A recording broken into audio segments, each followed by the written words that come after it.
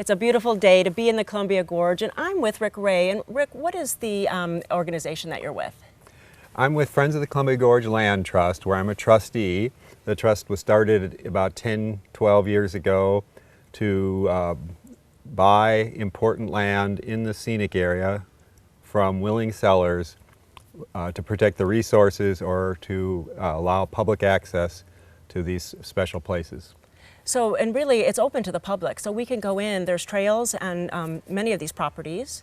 Some of the properties have trails. Others may have trails someday, time in the future. There are some that we've purchased or are purchasing just for a special habitat, like to protect the western pond turtle, for example, which is an endangered species. But most of them will be available to the public, at least in part. There'll be at least a trail going through part of the properties. Friends of the Columbia Gorge was started in 1980 and worked to create the scenic area. And in 1986, an act of Congress was signed by Ronald Reagan, his only environmental legislation, and establishing a scenic area that stretches from basically the Sandy River on the Oregon side to the Deschutes River. And it really helps the local communities, especially with the establishment of our Towns to Trails vision, which is the idea. It's almost a European-style town-to-town hiking, where you could start in, say, Hood River, go to Mosier, so you could spend the night there, have a beer after your hike. The next day you might be able to hike on to the Dalles.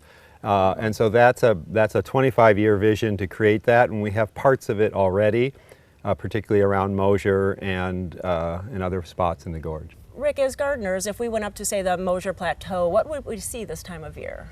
This time of year, you're going to see balsam root and lupin and moving into some bachelor buttons. Earlier on, you would have seen grass widows. Anytime you might see some wild lilies. It's really a show that starts back in March, sometimes even January, but March for sure. It's strong in April and May, and then the eastern gorge, which is where the Mosier Plateau is, dries out by the time summer hits. So spring is the best hiking season for the eastern gorge. The western gorge has a little bit later things. And really, we want to remind people that you are a guest in these places, and so there are some just regular common sense kind of rules for us when we visit these places. Right. They're wildflowers, and you want them to be there for the next person, so you don't pick wildflowers. And we've installed boot brushes at some of the trailheads, and that you'll see more and more both on public lands and on our private lands, where we're asking you before you go out onto the hike to brush your boots off so you don't bring in weed seed from species that might take over and outcompete the native ones. And really, I've never heard of that before. So really, it's something that you're really thinking about the maintenance of these places and keeping it as nice as possible. Yeah, it's a lot easier to keep the weeds out than to have to go back and hand pull them later. Right, right. And speaking of hand pulling, I'm sure that there's some volunteer opportunities, or if we want to help, where would we go? Yeah, so our website is gorgefriends.org, and you'll find information about Friends of the Columbia Gorge there, as well as the Land Trust, which is a subsidiary of the Friends. And there's a complete hiking guide to help you pick a hike with whether you want wildflowers, waterfalls, if it's a kid-friendly hike, but then also stewardship opportunities. And these are really fun, to go out with a group of folks and help either remove invasive species or an old fence that's cutting through a property. And it's fun, and you can pat yourself on the back after you've done it. Yeah, well, you love to help. That's really, really true. And speaking of the Mosier Plateau, we're going to be going next and going out there to show you what it really looks like. Well, thank you so much for all the information. Thanks for having me. Well, now I'm on the very beautiful Mosier Plateau, and I have a special guest. I have Greg Leaf, and you have this great wildflower website. And so what is that website? It's OregonWildflowers.org.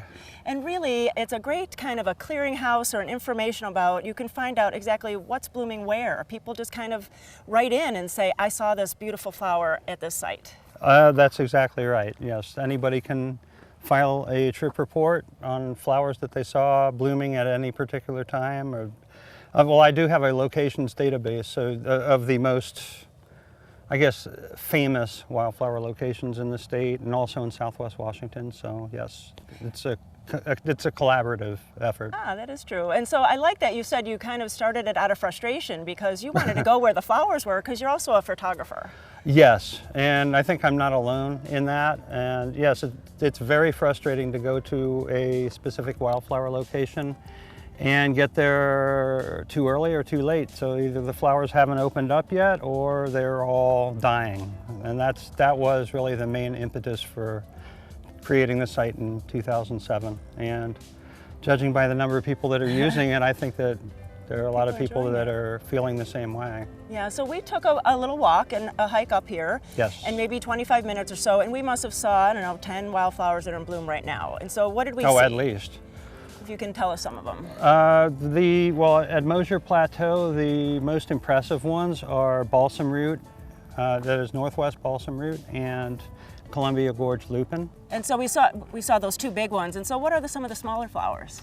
Some of the smaller ones that we saw include fiddleneck, these little orange ones. Mm-hmm, pretty. Right here, which are everywhere. There are also Prairie Stars, which they're those, see the lupin? The Prairie Stars are those little white ones, sort of interspersed. Okay, and we saw a clover that you thought was pretty unique. Yes, yeah, up on top there are big head clover, which are low to the ground, pink and white, and they're native and they're really cool as well. And two different kind of prairie parsley? Desert parsley. Yeah, desert parsley. They're both in the Lomaceum family. In fact, let's see, where's... Oh, we can get a photo of it? Yeah, they're right over there. All that yellow is over there. Excellent. So really, there's really quite, if you just stop and kind of look around, you'll see so many different ones all around you. So it's really worth time to come up for a hike or a walk. Oh yeah, absolutely. And in addition, from this location, there's a wonderful view of the river. Yeah, you can't forget to see the river. Really, you have to look up a little bit and not just look at all the flowers because the scenery is gorgeous too. It is. And this is a not particularly crowded hike, which is also, it's a plus because many hikes in the gorge are very, very crowded. So, yeah. And Greg, we want to remind people about etiquette on the trails and in these beautiful wild areas. Yes, as I mentioned, care of dogs.